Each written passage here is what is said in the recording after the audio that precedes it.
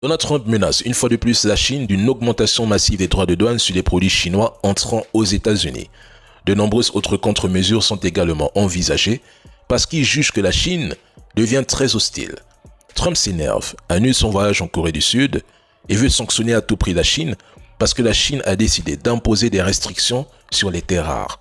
Petit rappel, la Chine produit 70 à 90% des terres rares mondiales et raffine presque tout.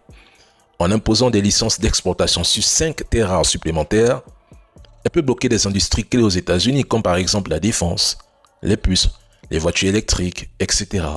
Et pour exporter ces terres rares hors de Chine, il faut maintenant une licence spéciale.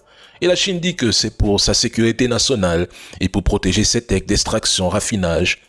Mais non, Donald Trump juge que c'est une attaque personnelle. En gros, la Chine restreint ce qu'elle envoie vers les États-Unis et le monde pour faire mal à leurs industries qui dépendent d'elle, et les États-Unis ripostent en rendant plus cher ce qu'ils importent de Chine pour punir Pékin et pousser à un deal. Bon, qui gagnera à court terme? C'est forcément la Chine, car elle a l'avantage. Elle contrôle l'offre.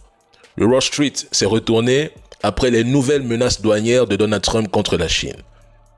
Donald Trump ne comprend absolument rien sur la puissance chinoise. Faut qu'il se réveille, hein. La Chine, c'est pas le Venezuela, encore moins les pays africains ou européens qui se soumettent aussi facilement à une petite pression. La Chine, c'est... Alors depuis Moscou, eh bien Poutine rit. Au Danemark, l'espace aérien est fermé dans la panique. En Grande-Bretagne, aujourd'hui en Allemagne, aujourd'hui en Belgique, même scène de désordre. Le simple vrombissement d'un jouet de 500 € bloque les infrastructures de plusieurs milliards. Voilà notre modernité européenne, un colosse d'acier qui tremble devant un moustique. À Moscou, Poutine rit, donc il n'a pas besoin de frapper, Poutine. Il joue, il tire les ficelles, il effleure nos nerfs et nous dansons, pris dans la farandole de nos propres frayeurs. Ces drones, Poutine ne détruisent rien véritablement, mais ils dévoilent tout. Ils dévoilent notre vulnérabilité, notre incapacité à tenir debout sans vaciller. Un continent, l'Europe, de 450 millions d'habitants, tétanisé devant un pays de 145 millions d'habitants. Elle est là, la réalité. La disproportion est en réalité obscène. L'Europe s'enorgueillit d'être une puissance douce. Eh bien, en réalité, elle est devenue une puissance fragile. Oui, l'Europe est faible face à la Russie, c'est un fait. Mais qui peut encore avaler ces fables de drones inconnus survolant le ciel européen? Voilà un continent qui se vante de sa puissance militaire, mais qui se fait peur pour justifier les dépenses militaires. L'Allemagne cloue 17 avions au sol, 3000 passagers bloqués parce que oui, la peur motive les décisions.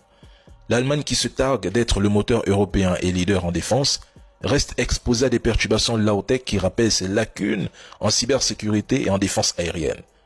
Qui peut gober ça? L'Europe est incapable de porter seule le fardeau de la guerre en Ukraine, c'est un fait. Son véritable carburant contre Moscou est la peur. Mais la peur qu'elle agite pour forcer les décisions impopulaires et justifier des dépenses colossales.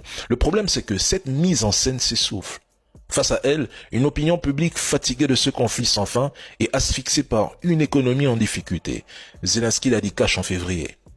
Les garanties de sécurité sans l'Amérique ne sont pas réelles. L'Europe sans les États-Unis ne peut aider l'Ukraine. En gros, quand la population doute, on lui ressort la menace russe comme un épouvantail. Invasion imminente, guerre, cyberattaque massive, espions partout, tout est bon pour maintenir la psychose. En réalité, sans ce récit, cette manipulation, cette propagande, l'Europe n'aurait ni légitimité, ni soutien pour dilapider des milliards dans une guerre qu'elle ne peut pas gagner seule.